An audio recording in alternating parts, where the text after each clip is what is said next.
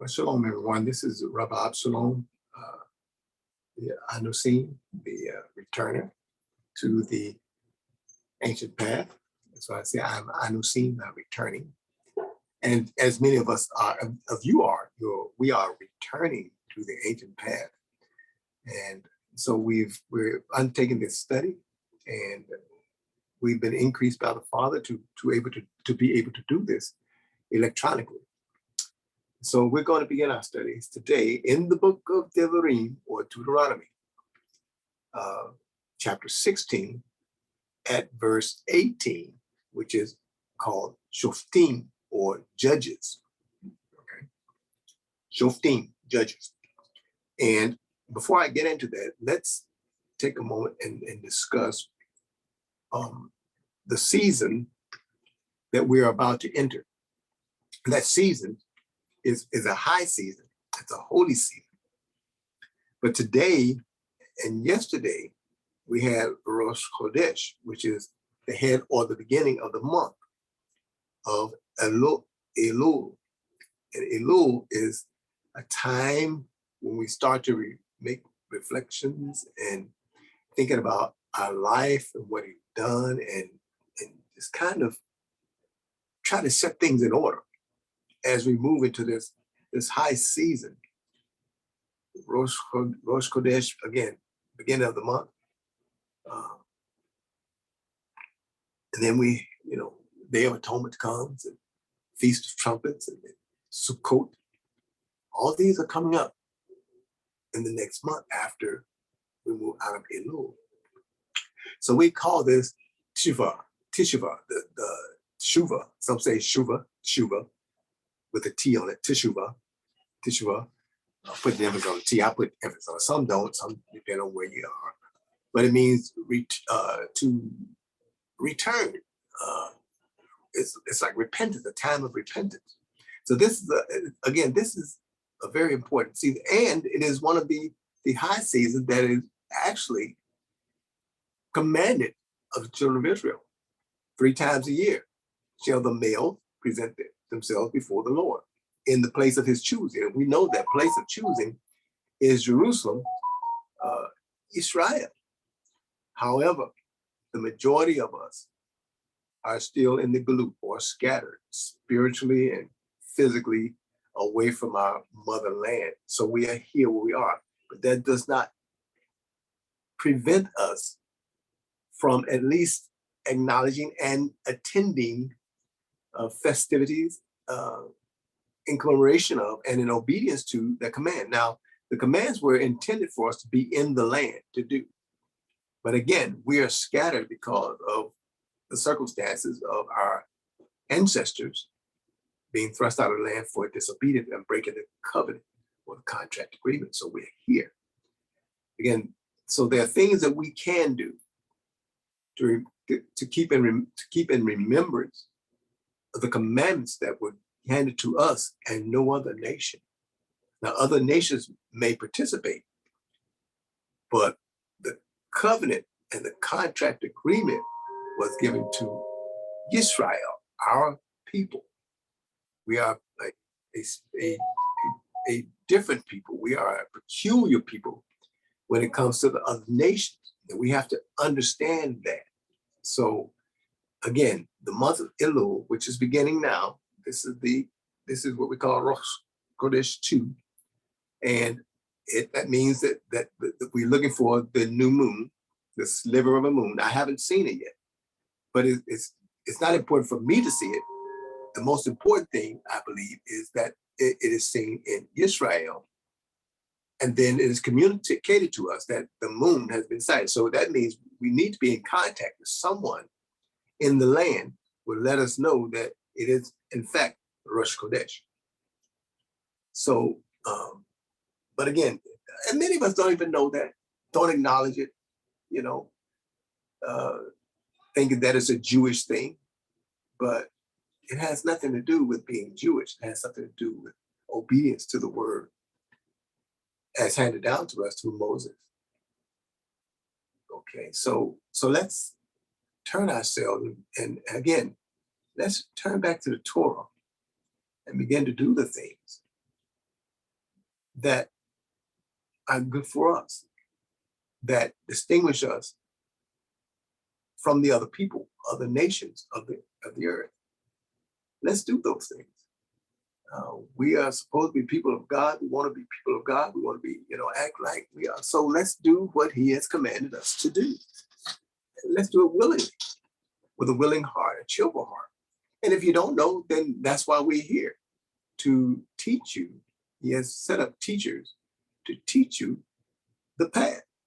Okay, and you're going to have to go to the Jews. You're going to have to go to the Israelite camp. You're going to have to go to one of the camps that teaches Torah.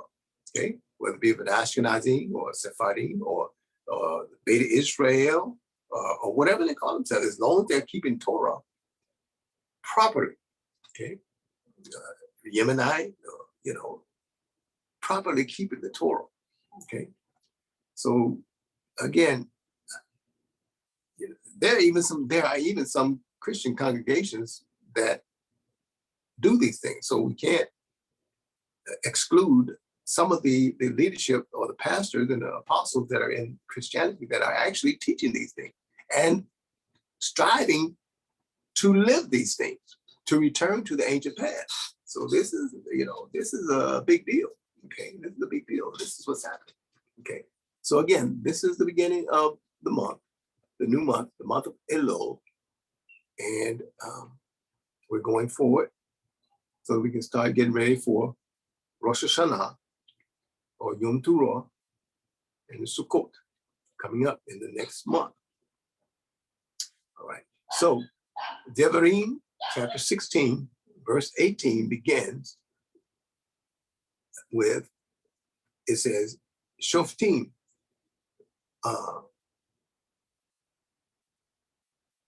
Wisharim, or judges and officers, shalt thou make thee in all thy gates, which the Lord thy God gives thee throughout thy tribes.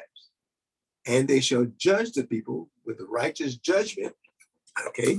And thou shalt not wrest judgment, thou shalt not respect persons, neither take a bribe. For a bribe blinds the eyes of the wise and perverts the words of the righteous. Justice, only justice, shalt thou pursue, that thou mayest live and inherit the land which the Lord thy God gives thee. People talk about a rapture and all this kind of stuff, and fail to understand that what has been will be. Okay, and what will be has already been. There's no new thing under the sun, as it is written. So the precept has been set. The pathway has been set. The principle has been set that in order for us to go into the land, you talk about going into the New Jerusalem and all this kind of stuff. Well, the scripture explains to us what we need to do. But again, also it shows the way that Israel in our forefathers' time, was different from all the other nations on the earth. And what was that? He said, you shall make officers, judges. You shall have officers and judges. Okay, let me read that. Because it's important that you know that this is not me saying it, but this is out of the word in the book of Deuteronomy or Devarim. Judges and officers shall thou make thee in all thy gates. Right now in the U.S. and different places, they have these elections where they elect these judges and they put them on the bench and they're politicized. In other words, they lean toward parties and a lot of times color and ethnicity. All that stuff comes to play. But that's not Israel. That's not the way it's supposed to be with us in Israel.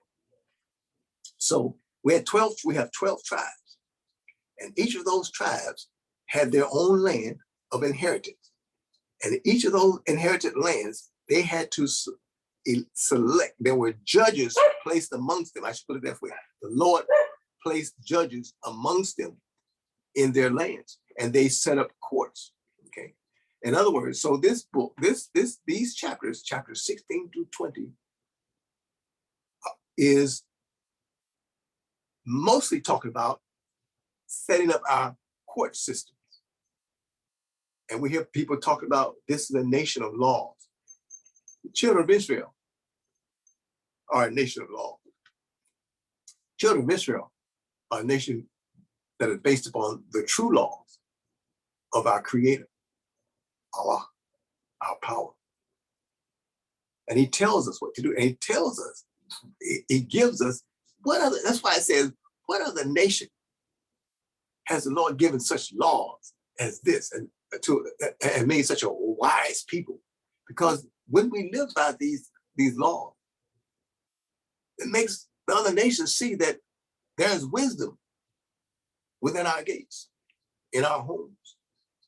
And so he gives us, he says, you shall judge the people, and with righteous judgment. In other words, not having respect of person. A person of means is judged the same way as a person that has no means, that lacks. Okay.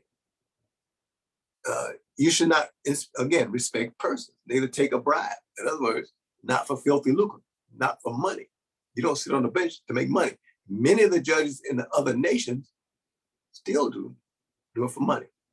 And actually, that is a part of the problem that our ancestors had when we were in the land. Our justice system was perverted. Okay. Every facet of our society had been infiltrated by other nations and we caused ourselves to fall by going against the command of God. He gave us wisdom in how to deal with those nations. He said, don't take bribes, right? And don't pervert the words of the righteous. Justice, only justice shalt thou pursue, that thou mayest live, that you may live and inherit the land. So if you want to go to Israel, if we want to go to Israel, then we need to practice up, learn up, study up, and begin to act on these things. And that's why we say we're teshuvah, or we're returning to the ancient path, coming out of the things that have been taught to us by the other nations and other religions and other customs, the customs of other people. We're coming out of that. We're breaking away from that, and we're returning to the ancient path. Okay. And we don't have to reinvent the wheel, because the wheel is already been created and set before us. All we have to do is go back to the books.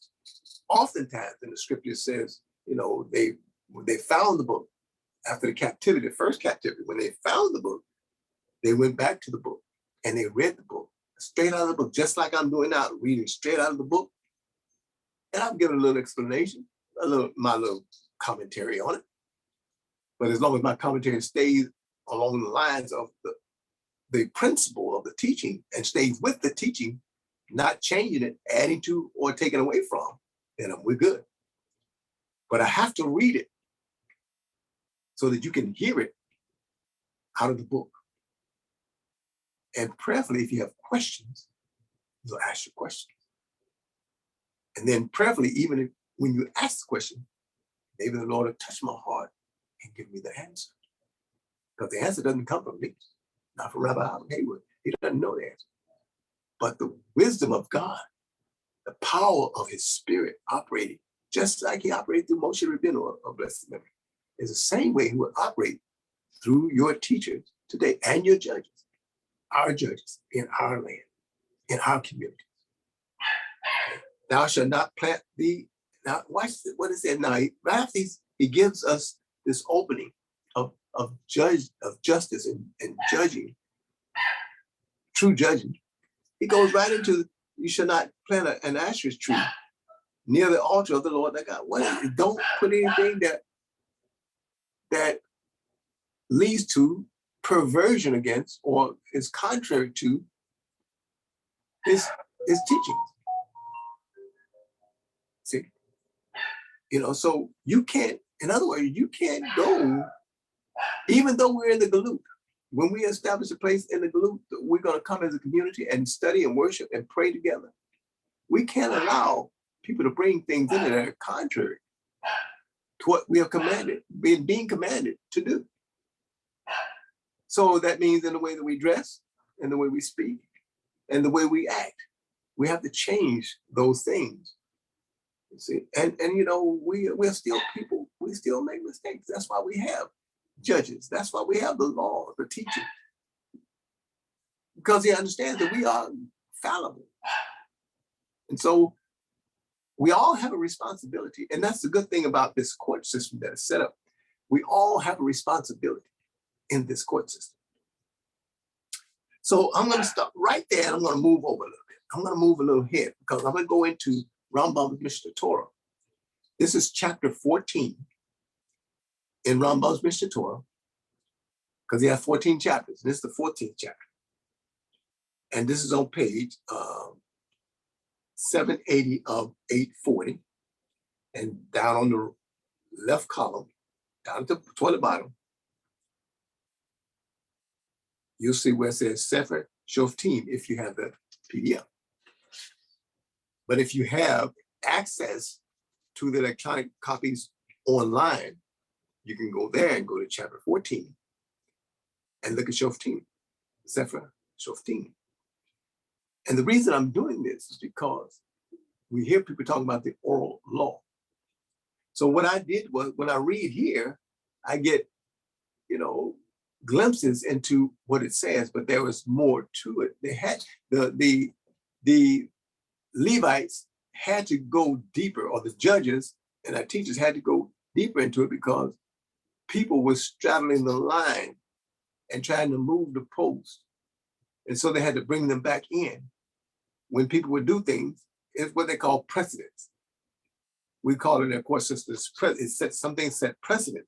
So we had to go in and set the fence up around that issue that was going on. So here in Sefer Shoftim, it starts to break down our law, our judicial system, which leads us also to the Talmud, both Jerusalem and Babylonian Talmud, okay?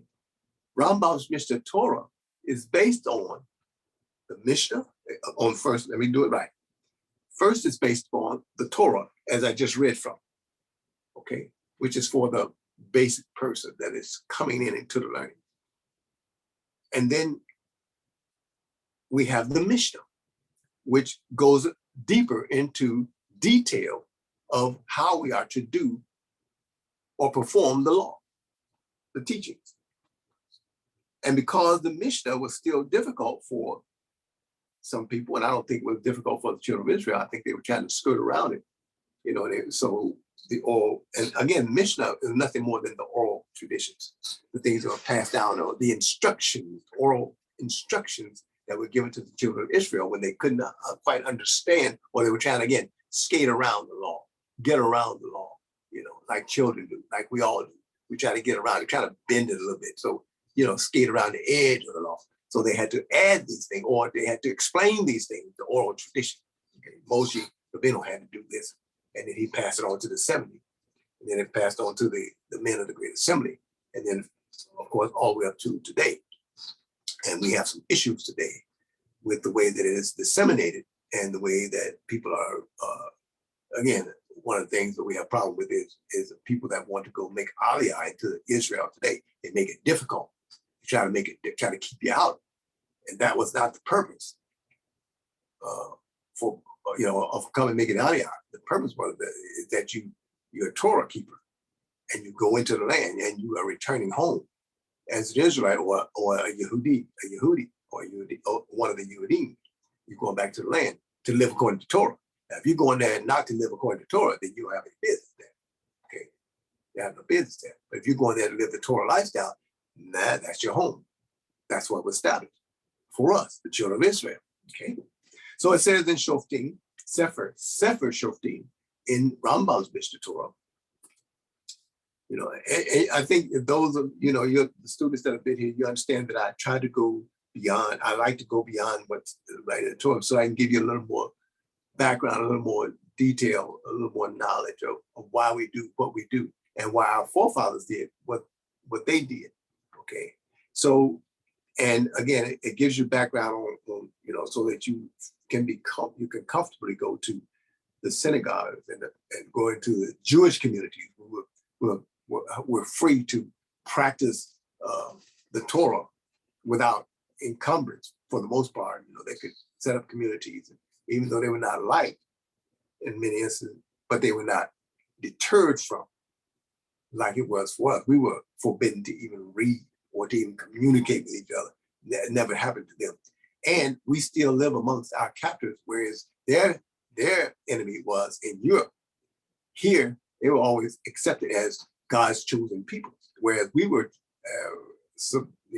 subservient and called beast and animal and beast of burden. So a totally different experience for us. Okay?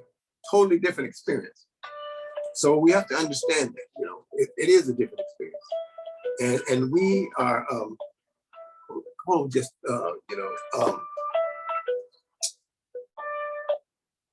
that's my sister in the hospital. I'm gonna have to call her back after I get done.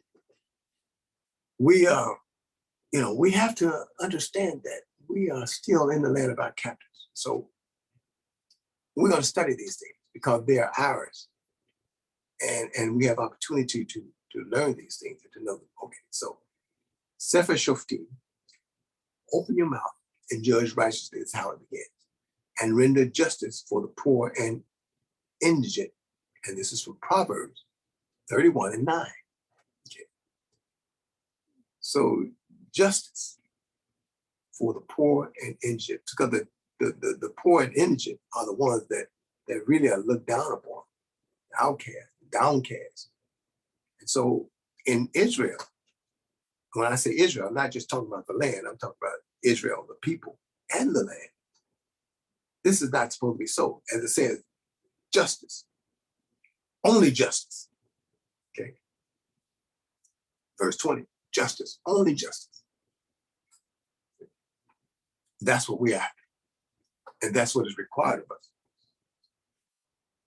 So this being called Sefer Shoftim, or the Book of Judges, introduction is it contains 5 halachot, or religious acts that we're supposed to do, or actions that we're supposed to do, carry out. It says they are halachot Sanhedrin, Onshim, Asherim, the laws of courts, and the penalties placed under their jurisdiction. That's what that translates. They got it. I can read it better in Hebrew than I can in English, where they transliterate it. The laws of the courts and penalties placed under their jurisdiction. Again, so this lets you know this is our court system. So the book of Deuteronomy introduces us to our court system, right? Things that we're supposed to do. And these things were determinants into if we were able to stay in the land. Of course, we already know we're not in the land. We didn't obey. Okay. Houston, we have a problem, is what we would say. So it says, Hilchah is the laws of witnesses. So any just court system needs to have witnesses. And according to our court system, 2 to 3 witnesses are required in order to get a conviction. So if one person saw a murder take place, that is not enough to get a conviction. Death penalty. Okay, death penalty. And then there's Hilchot Mamrim, the laws of rebellious ones. A lot of the rebellious ones, that deal with teenagers, people that just, and adults, and people that just refuse to obey the command. That's what that is. So in our community, in our land of Israel, as we get deeper into this study, of Shoftim, we would find that each person has a responsibility to oversee the laws, okay, to administer the law. So it's incumbent upon us to learn the Torah. Basically, if you know the Torah, you can apply the law and live by the law, the teachings, okay, and teach others who want to attach themselves to Israel. Teach them how they can attach themselves, not from your words, but straight out of Torah. Again, The way that we do administer the Torah and to teach our Torah is we go into the Torah and we read straight from the Torah. Again, we may elucidate a little bit, try to get some understanding of, because we understand people are, we come up in different places, we have different backgrounds. So we're trying to make it understandable to you where you are and based upon your life circumstances. We try to meet you where you are so that you can understand what is going on and why we do the things that we do. Many of the things that we do that are done in the Jewish community are customs and not commandments, not laws. They're customs. But they act like, many times, in many instances, it's act like it is, in fact, a law, but in fact, it is not. It is not a law. So we have to know the difference. Some things we call rabbinic, and then there's Torah.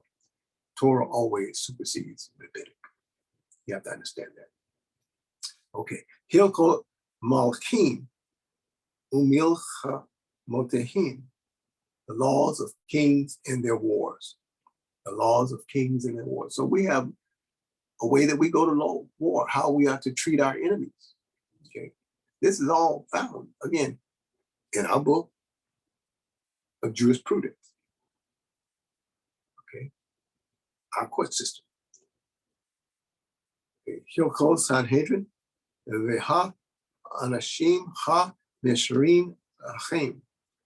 Hilkot Sanhedrin, Shanim Hashirim Achem, the laws of the courts and the penalties placed under the jurisdiction. So, this is important because in the different tribes, in their territories, they set up court systems of basically three. So the men would be sitting at the gates of the city. When they say at the gate of the city, that means they're at the court system. Not necessarily that they're sitting, at the gate, but they're in a position, they sit in a position where they administer the court system of that community. And when there is a dispute or laws are broken or charges are brought against someone, then they take it to that three-man court system. Okay. In the local system, maybe even seven sometimes, depending on how large it is. And then if it's a big case, they have to go to the Supreme Court, the Sanhedrin, 71, save 170. The 71st is the president of the court system. So depending on, it's kind of like, we couldn't deal with it in our community, so we send it up, we kick it up to the higher court. Sound familiar? It should, because it's the way that this court system in the United States is set up. Okay. So the laws, these laws contain 30 mitzvot, 10 positive commandments, and 20 negative commandments. Now, and it goes on to explain the mitzvot, or the commandments, the commands, to appoint judges. So we are tasked with appointing judges. And our judges are to be of high caliber. Now, in Israel's time, they appointed the judges, but they were from the tribe of Levi. Okay. And then there were learned people in each tribe that were not Levites, but they were learned men, well apt to teach. They would be on the court system, wise men. Okay. Because some of the wise men would be more educated in the law than sometimes the Levites were. Because remember, the Levites were people too. So there are different levels of education in the Levitical tribes, right? So just because you're a Levite doesn't mean you have more knowledge than the other people. You have a position and a responsibility to take care of. But when it comes down to things of the law, you may have someone else that is much more well-versed in the law than the Levite. So they are to appoint these judges, and these judges generally spoke several languages, and they were well-versed in medicines and science and mathematics. These were very well-educated and very learned people. And most of the time they learned it on their own, or it was passed on through their parents, these is different than it is here. Now, and I went to a Center for Advanced Legal Studies. And what I found fascinating is that when you work in the area of law, if you are able to become an attorney, if you really applied yourself, you're well versed in many aspects of life, many different areas. You get into chemicals, you get into medicine, you get into all these different things in life, in court system, because you have to learn something about it if you're going to be a good advocate. You need to learn something. You have to study those cases. And the paralegals, generally, you find that they get well versed because they're the ones that doing it nowadays. They're the ones that doing the study and putting the paperwork together for the attorneys, and then the attorneys go over it and make sure that it meets the legal standards, and then they do the presentation. But the legwork is generally done by those paralegals. Again, so what does it say about paralegals? Paralegals are well versed in many areas of life.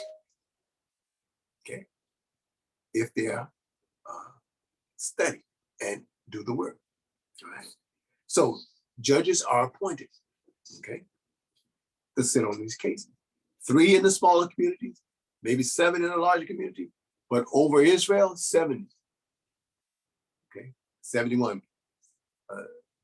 Because again, 71st is the tiebreaker or the president of the court.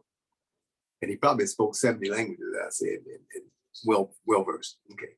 It says, not to appoint a judge who does not know the proper manner of judgment. There you go. See, because again, you may have someone that is not a Levite that is eligible. And the people are able, the other judges would appoint him. They would recognize, someone would recognize, say, so-and-so been so-and-so, he's a good man. He can do it. Okay, he's apt. Okay, so that's an important thing to do because these men are supposed to be above reproach. Okay, apt to teach. Okay. Number 3 is to follow the majority if there is a difference of opinion among the judges. Listen at that. If majority rule, follow the majority if there is a difference of opinion among the judges. And that's where when you're studying the Talmud, you'll see that happening. You'll see that process. You'll see them going through that process because they'll have their different opinions and they have to back their opinions up with Torah. Okay. And so if the majority of them agree, then it becomes, you put that bill, it becomes a law. Present the bill, then it goes on, it passes, it becomes a law, right? So that's what's happening. And so that's the process that you're actually reading when you go into the Talmud, and which is why we have the Mishneh Torah, which moves all of that stuff out of the way so you can get to the meat of the teaching. And it can be fascinating if that's your cup of tea, but the majority of people, that's not their cup of tea. They just want to get to the fact. Let's get to it. I'm like that a lot of times. Don't give me that. Just give me the fact. Just take it to the point. Just take it to me. Give me the point. I can be that way. So number 4 was not to issue a death sentence. Now, I'm reading through these because I want you to get an idea of the court system, the things that they have in our court system. And as you read through the Torah and you see different things happening, you can see where it fits.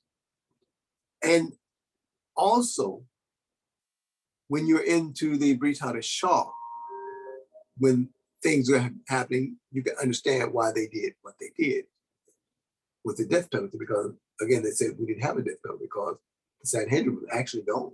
Right? It was gone.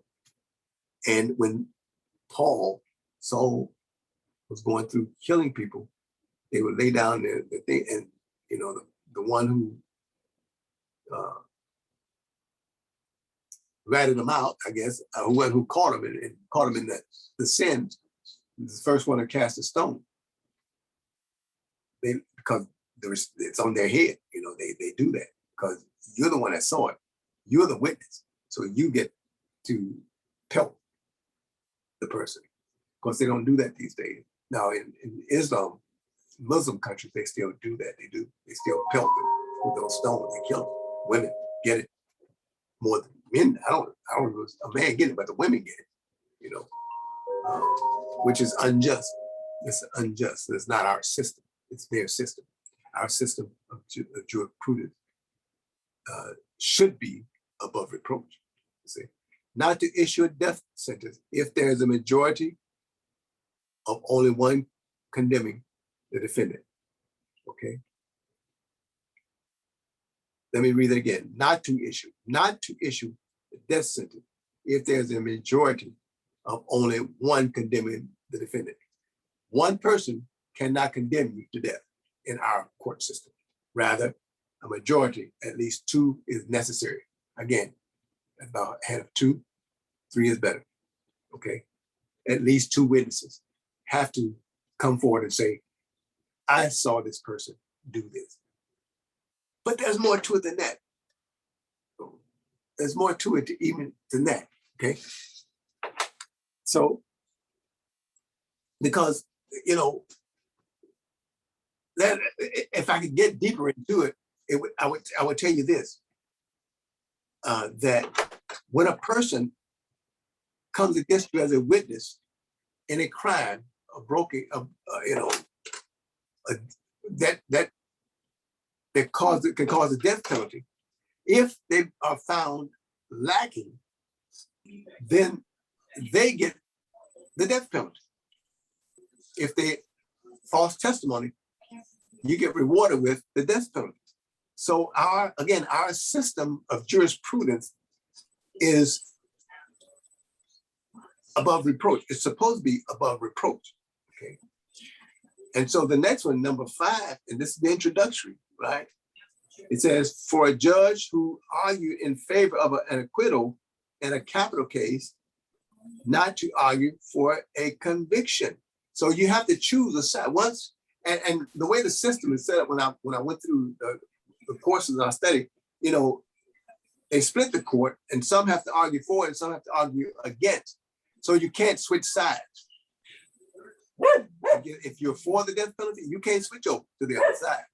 You have to argue that case where you stood in the beginning. You can't change. Okay, you can't go for acquittal and then switch over to convict. You can't do it. You've got to give a good case. You've got to strive to win your case to the best of your ability. Okay. Again, this number 6 is no longer done. It says to execute by stoning the condemned to death. We don't do that. Execute by burning the condemned to death. We don't do that.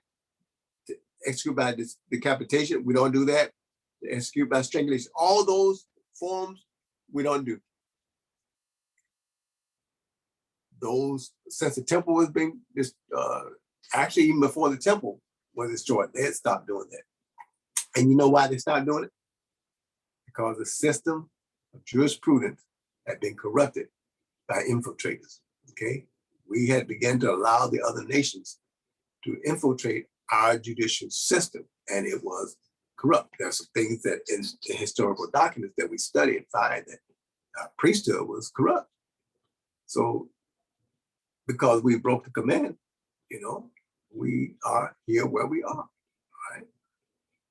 It says to hang the corpse of certain sinners who were executed. Now, that one we know about, a little bit about, don't we? Because we know that Yeshua was hanged. Even though he was innocent, he was an innocent man.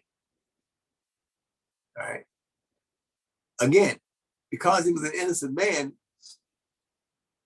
a prophet, Mashiach, and it was wrong. But they hung him on a tree. It says, "Cursed is the one who hangs on a tree." So to hang the corpse of certain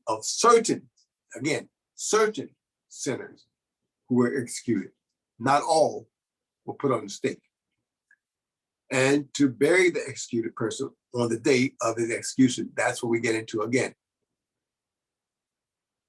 Going into the it can't keep up there all night. So that's why they were trying to get Yeshua off the stake that day. It had nothing to do with it being a high holiday. It had something to do with our system of jurisprudence. And so he had to be taken off that clock. There was a double whammy there because there was a holiday, but he had to be taken off of the tree. Not to allow a sorcerer to live. Okay. Not to allow a sorcerer to live. What would we be today? We got so many of them out there, sorcerers. Right. Of course, we got this thing where we call pharmacol and drug pushers. So we wouldn't let a drug pusher live with that. Well, that'd be actually, you can't go to the drug. The doctors are pushing drugs now, sorcery. So who would be alive, right? But it's a different thing. They're talking a different thing. They're talking about the wizards. Like you watch that, what the children's show they like to put on, indoctrinate our children to accept witchcraft and sorcery. They had a whole series on it, made billions of dollars. I don't remember what the name was. But anyway, that sorcerer, Harry Potter, there you go. Yeah, there you go. Bewitched and Harry Potter. Yeah, they they should have been put to death. In our community, they should have been put to death. All right, okay. To punish a sinner with lashes. Now, I remember a few years ago, there was a man did something in the Philippines or somewhere in the country, and they caned him. They whipped him with their cane, and they was all in an uproar about it. They were just following the law. And so it's better to get them whiplashes than what they do here in this country. They put you in a car, you may not come out alive. You go to the police station, they kill you in there. So it was better to get the lashing than in this system than to come into this system. You smoking a cigarette and you get killed. Okay. Again, what I'm pointing out is this is the introduction to our judicial system and the things that we're not to do. It says not to add blows when lashing a sinner. Just punishment. A just punishment. Okay. Not to punish a person forced to commit a sin. So if a person was coerced into doing it against their will, then we're not supposed to punish them. But again, this is all determined by the witnesses. Two witnesses, at least two witnesses, not just one, but at least two witnesses need to come forward. And again, if you see a person doing wrong, you're supposed to correct them before turning them in. I guess they use that in the Brit Hadashah. Says if they use it in leadership, go to him privately, and then if he doesn't change, then you take it to another, take it before the people. That's where that comes from. Basically, the basis, that's where that comes from. All right. And so all those things they were doing. And so we have to understand why they did what they did. It was based upon our judicial system, okay, that they did those things. And you have to understand that now. Not to kill an innocent person based on an apparent conclusion. Again, it has to be concrete facts is what we need, okay, in order to do anything in our court system. So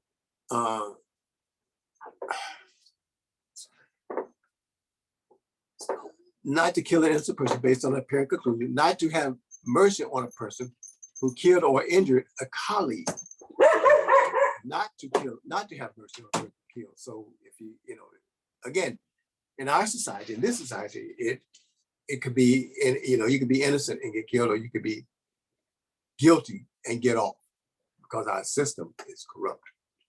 Not to have, and again, that's another reason why we don't, in Israel, they stopped doing the death penalty, because the system became corrupt. Not to have mercy on a poor person in judgment. Again, justice. That goes back to verse 20 in chapter 16, justice, only justice, okay? not to honor a man of stature in judgment. There are many people that have been caught with cocaine